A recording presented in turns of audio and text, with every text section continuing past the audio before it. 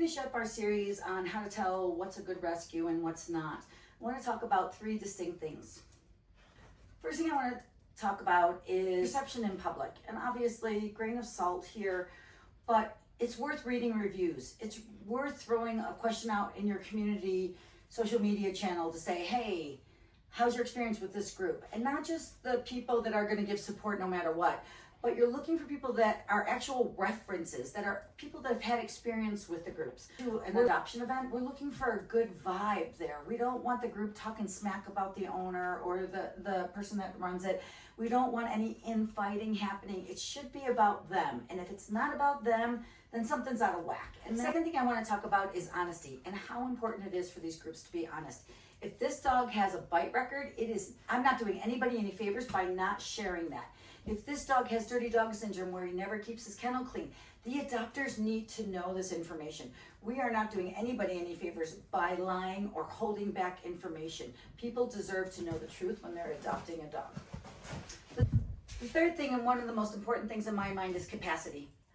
Do they understand when they're full, and do they say no? Or do they constantly take in more animals? Years ago, I was working in a humane society, and we had been full for a long time, and we suddenly got a couple open runs. And I remember telling the manager, yes, I've got so many dogs on the transfer list, like, let's get some of these dogs in here, let's fill these runs up.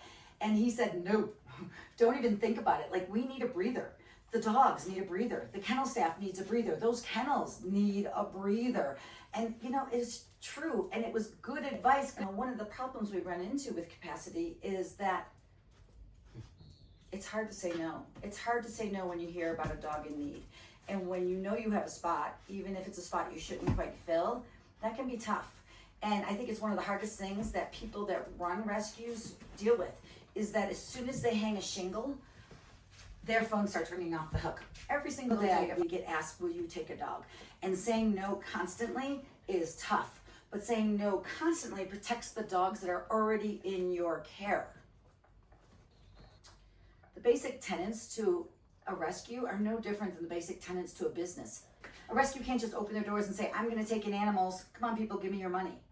A rescue needs a business plan. They need to know how they're gonna feed those dogs, how they're gonna care for them, how they're gonna evacuate them, what they're gonna do in case of emergency. What happens if she breaks a tooth? Who's my go-to vet? Who's my backup vet? Who's my backup vet? These are the things you need to have in place when you're running a rescue. And there's no accountability in the rescue world. You can just do anything you want. You can hang a shingle. But if we don't do it right, the animals suffer.